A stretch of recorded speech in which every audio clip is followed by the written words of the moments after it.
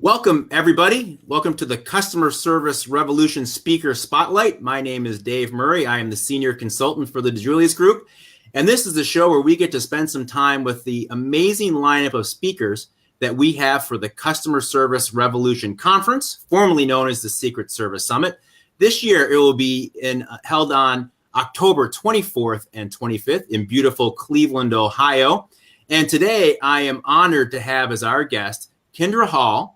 Kindra, let me tell you a few things about Kindra. I'm sure a lot of you are aware of her already, but let me tell you a few things about Kindra. First of all, she is the President and Chief Strategy Officer for Steller Collective, which is a marketing agency.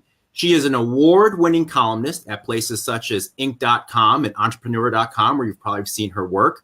She is an accomplished speaker and sought-after speaker. I got to see her myself last year at the National Speaker Association. It was fantastic.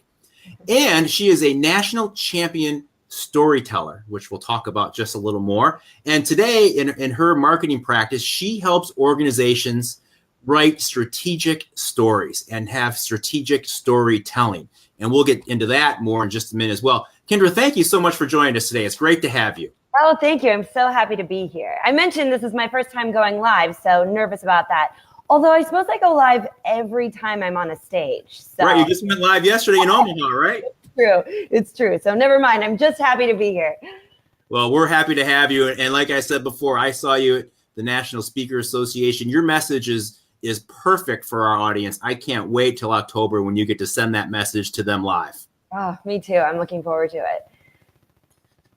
So let's start off with my first question for you, if I can here. And it's this. You, as I mentioned in the intro, you help companies with strategic storytelling. Can you give us a little bit of background on how you define strategic storytelling? Oh, I love that question. Yeah, certainly. Well, I think storytelling in general, and as I'm sure as I'm sure everyone who's at the event in October will come to find out, I really do think that stories have the ability to change the world. I mean, maybe that's a big, lofty goal, but if we were to tell more stories, we would understand each other better. We'd be able to communicate our messages better. There's so many great things happen when we tell stories, just in our personal lives, in our family lives, and in everything. When it comes to strategic storytelling and in business, whether that's in customer service, whether that's in sales or marketing or a combination of all of it, we're not just there to tell stories for stories' sake, because they're fun. Now, you should, but strategic storytelling is really is the combination of taking the message that you want to deliver, the idea of what you want your audience, whoever that may be, a customer on the other end or a stakeholder, what you want them to think, feel, know, or do as a result of experiencing or hearing that message. And then what story can you match to it to make sure you deliver it in the most compelling way? So strategic storytelling is different than storytelling, period, because you really do have an objective. You have a goal. You have a way to ultimately measure whether or not you accomplish what you set out to do. And their stories do a lot of work. They can cover a lot of ground. They can make lighter a lot of the heavy lifting if you're very intentional about what stories you tell, where you tell them, and how. That's excellent. It's such a great message for our audience. And I have a follow-up question to that I'll get to in a moment. But I did want to go back to another thing that I mentioned in your introduction, and that is that you are a national champion storyteller. Can you expand on that a little bit? Well, there's a story to that, if you can imagine. No, it's it's a funny thing how some people just find what they're meant to do at a very young age, and that's what happened to me. And today, I speak to business audiences. I work with different companies, and it's all about storytelling. And the funny thing is, storytelling now is a bit of a buzzword, right? Which is great for me. It means job security. Everyone's trying to figure out how to tell their stories. But long before storytelling was a thing that people were talking about, it was a thing that I was doing. I told my first story when I was in 5th grade. It was an assignment for class. And there was just something to it. I remember telling that story, and then I told the story to a 3rd grade classroom, and then I just never went back to 5th grade. I went to every single class that was in the school telling the story, because there was some sort of magic to it. And from there, I actually joined this speech team, which may not come as a surprise since now I am a professional speaker, where I continued to tell stories. Now, at the time, these weren't strategic stories. These were stories for performance sake. But from there, I entered a national storytelling competition, which you may not know that they have these. It happens out east. I don't even know if they do it anymore. I think I was 17 years old. And I won that competition. It was basically just kids from all over the country getting together and trying to tell the best story. And the grand prize for winning the National Storytelling Championship was you got to go and tell at the National Storytelling Festival. And honestly, that's where everything really changed for me. There's this, have you ever heard of the National Storytelling Festival? I have not, but I'm intrigued. It happens every October, the first weekend in October, actually. And it's in a very small town called Jonesboro, Tennessee. And there's, how you measure the size of a town based on how many stoplights there are.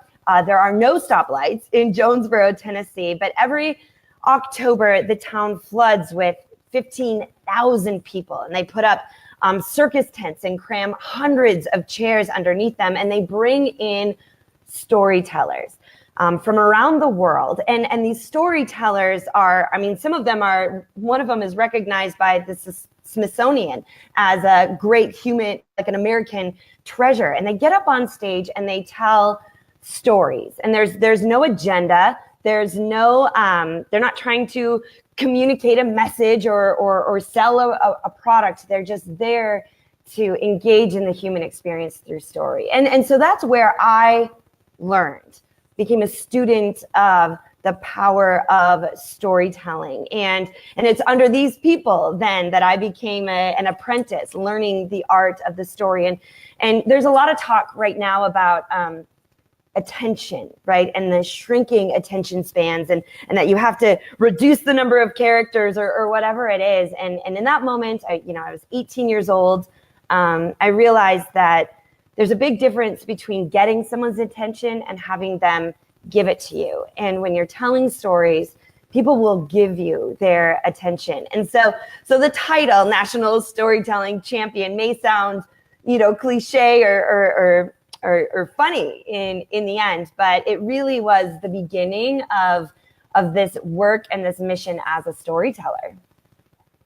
Well, that is a great story. And it's so cool that you found what you wanted to do at such an early age, and then to be recognized for it.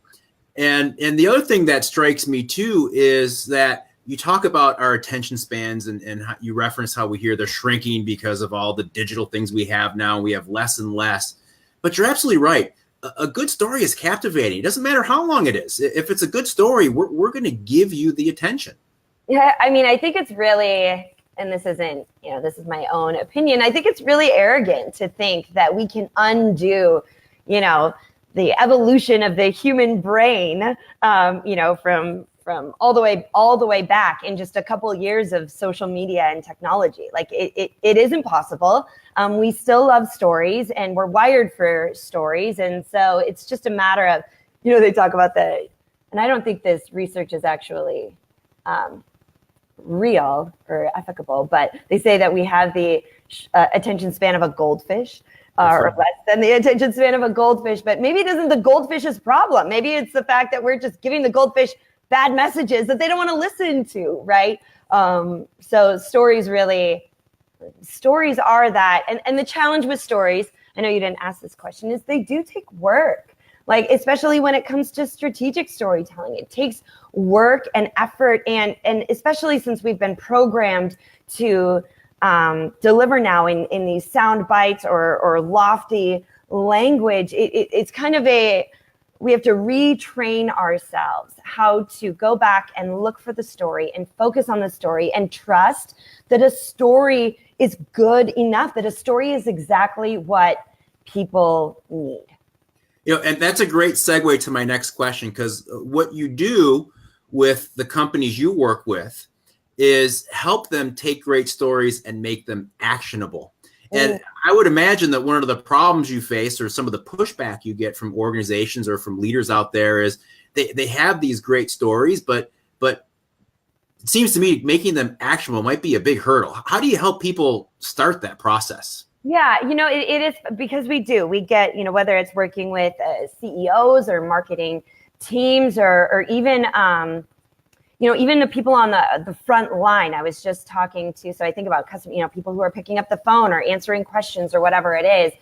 We get into these scripts, these things that we say, about the company or the work that we do, or the particular initiative or what our product offers. And we just we get in these scripts. And so it's really hard to back away from them. So that is one of the challenges that we face, is when we go into a company, whether it's an individual story or whether it's like a brand story, is getting beyond the corporate speak, if you will, beyond the jargon. And sometimes it's not even just company jargon. I've faced like industry-wide jargon or role specialty jargon, getting beyond that jargon to find the actual moments, the actual stories, the people who show those bigger messages, those values, those promises in action, the stories that illustrate them in a real way that people can actually see and relate to. So it is, and you're right. It was a good segue to say from storytelling is hard, is that one of the things that I teach and that I really hope for is that people don't just stop at the message at face value. I think that's what happens a lot. We say, oh, here's what we'll say about it, and then we just stop. Usually the story is one step beyond where people stop. And so that's my objective, is to get you to push one step beyond what you normally say to the story that puts that into perspective. Very interesting. I like that. We have to push ourselves and really get to the part of the story that's going to be effective sometimes. Yeah. And again, I think one of the challenges is our stories don't really sound like stories to us. They just sound like life. They just sound like the way business is done, or this is what, I was just in a conversation with a couple fellow speakers the other day, and I ended up telling this story of a time I launched a product and what happened. And I never tell that story because I don't even think about it, right? It's just like another moment in my lifespan. And it took an outside perspective, which it often does, to say, there's a story there. Like people would want to hear that story. And so that's what my hope is, always to kind of be that outside perspective, to say, no, there's a story right there that you should be telling. Right. We can't see the forest for the trees, as they say. Exactly. Sometimes. That's how you help. Yep. You talked about teaching, and it made me think of something, because another interesting thing about you that I did not mention in your introduction, but I find very interesting, is that you are a guest faculty member at Harvard Medical School. So I'm just curious, what are some of the things that you have worked on in the past with the future leaders of the medical industry? I was really proud to get that title, that job, I'll just say, right? Like I was like, yes, I took a picture of my name tag, right? Sent it to my parents, like, look, I did it. No, but it really is, it goes to show that no matter what profession you're in, no matter what your vocation, no matter what you offer to the marketplace, no matter what your role is, everyone now is trying to figure out better ways to communicate what they offer or the value that they bring, or even to because the best teaching tool are experiences, so whether that's teaching young doctors or raising, you're bringing on new people onto your teams. How do you indoctrinate them into, this is how we do things, this is how this works? It's through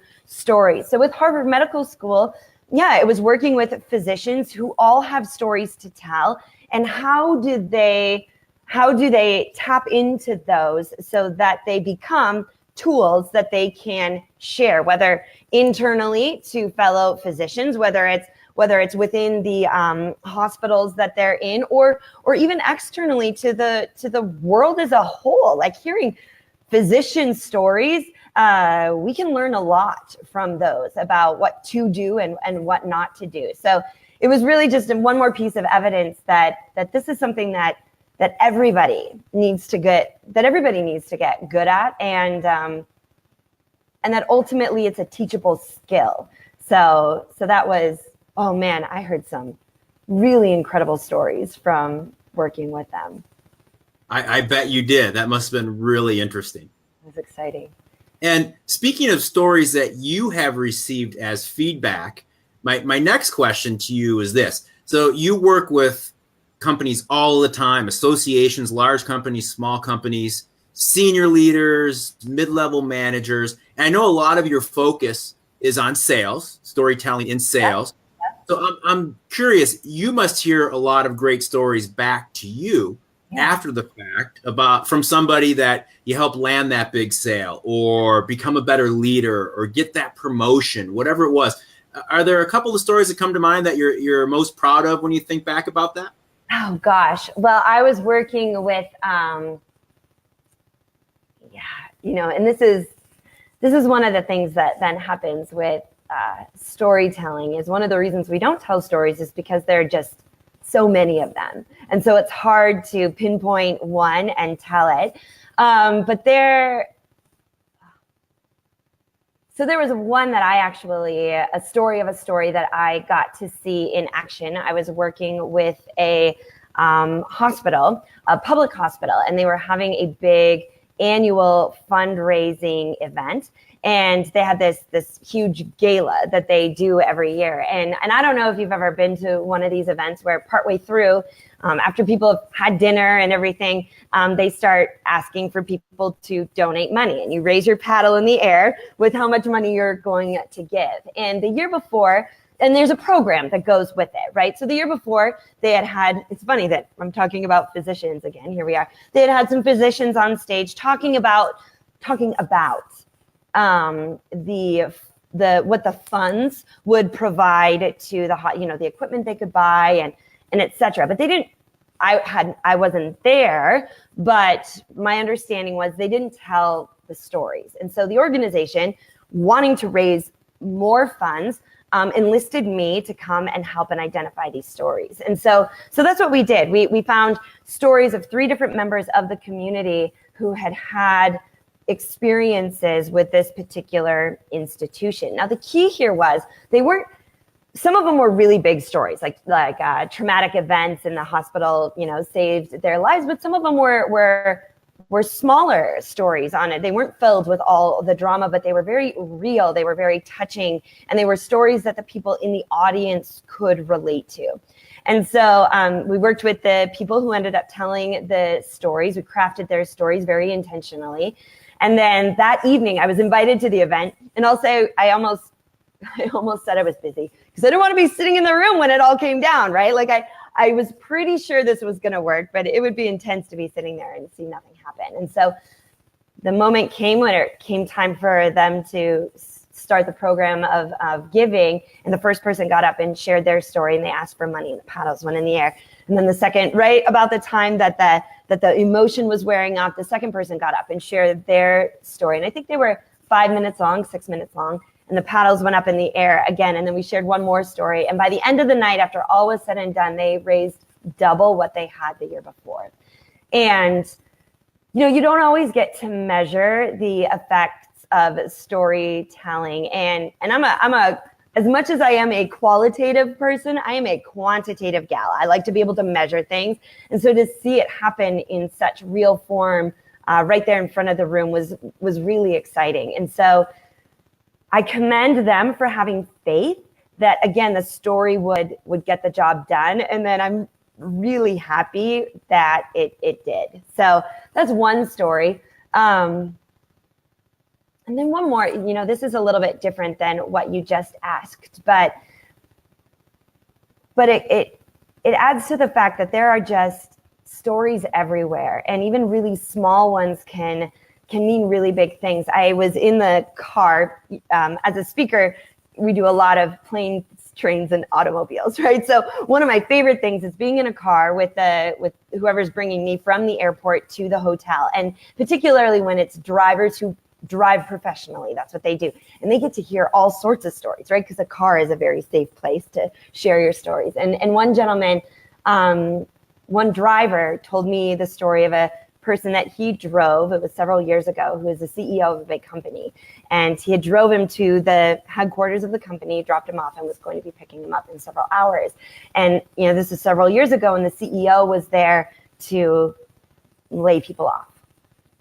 And the driver told me that, that afternoon, he arrived back at the headquarters and picked the CEO up, and the CEO thanked him and said, "Do you mind if I make a call?" And the driver said, "Of course." And the man picked up his phone and called his wife and just started weeping and saying, this isn't what we wanted. This is never that we can't, and just the heart and the emotion of this conversation with his wife. And so there are those stories that exist within all organizations. And this is a huge company that from the outside would look heartless, and the press pieces that are written about them are very surface, and this happened and this happened and this happened. But that beautiful moment of the true emotion of caring for the people that work for you in a very real way, I was very touched by that story. I know the driver was very touched by that story. And I hope that even though I've washed it so that it's completely anonymous, that you will be touched by those stories that happen every day. Whew, I had a lot to say about that. I'm sorry, I didn't realize it at the time. I'm glad you're recording this because I'm going to want to go back and take notes. Well, it's great too. As you were relating that story that the driver shared with you, it got me thinking about when I saw you speak last summer at NSA.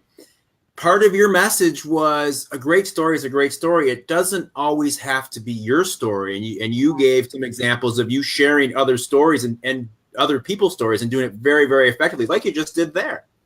Thank you. Yeah, that wasn't. I know it's always risky as the storyteller to tell a story you've never told before, right? Like, because you're like, oh, I hope that was good. But there, I didn't even mean to. Like, that's the thing. Like I said, I'm just going to be telling stories whether you like it or not. Right, that's what you do. Yeah. So my last question for you today, Kindra, is this. You know that at the Customer Service Revolution Conference, our audience is made up of business owners, business leaders, managers, people that are part of organizations that understand that customer experience is really important to their success, that it's one of the things that differentiates themselves from their competition in some cases.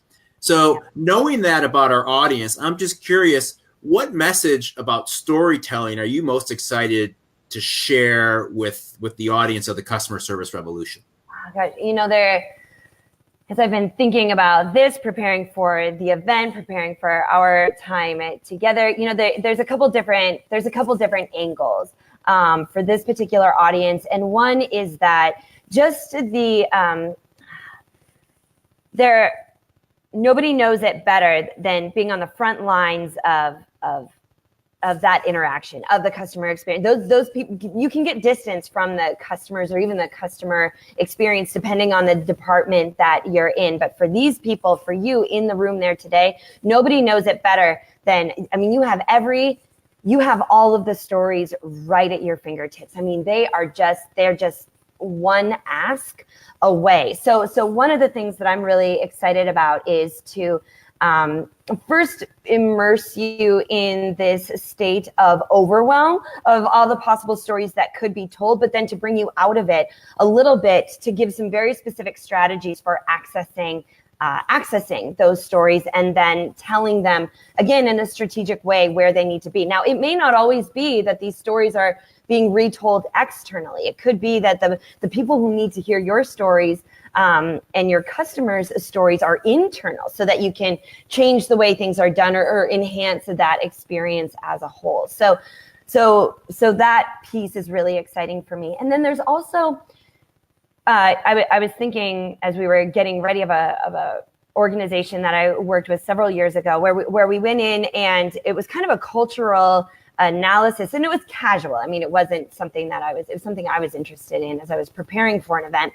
And we did an analysis kind of the stories that were told within the organization. And what emerged from that were some really interesting insights into where there were story gaps, where stories, they were missing positive stories in this area between these people with this particular experience. And so to take a look at the stories that are and aren't told within the customer experience, and what insight does that give you for taking action? You know, what pieces are missing by the stories that aren't told that you would expect to hear from those when your customer experience is perfect and streamlined. So a couple different angles. How much time do I have on stage? An hour, right? 40 minutes. So we got a lot to do, but we'll get it done. Absolutely. And you know, it's going to be so interesting for our audience, because we are a customer experience consulting organization. Wow. And we always tell our clients, it's kind of a cliche these days, but the best service companies are also the best storytelling companies. But that's where we stop. We don't have any expertise in how do you really go tell that story? How do you shape it? How do you make it actionable? So that's why I'm so excited to have you on our stage and for our audience to get a chance to hear you. Well, and I think that's one of the great mysteries with service, right? Because it's intangible. It's one of these things that you know you've had great service when you experience it, and you know you've had poor service when you experience it. So how do you tell the stories that put that experience, that service experience into context, so they can see it, feel it before they actually experience it? Yeah, it's going to be fantastic. I can't wait to hear your message. I know that our viewers can't wait either.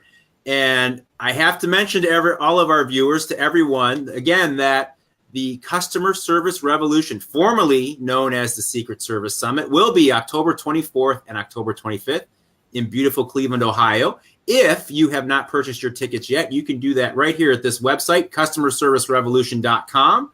So please go ahead and do that. You will see Kindra live and in person, and many other fantastic speakers. But I'll tell you, Kindra is enough, right? It's going to be great. It's going to be very useful. I can't wait.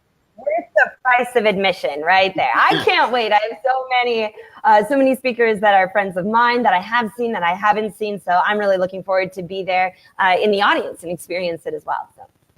Excellent. Well, can't wait to see you in October. Thank you for joining us today, Kindra. It was great. Yeah. See you soon. And thank you, everyone, for watching. We'll see you next time on the Speaker Spotlight.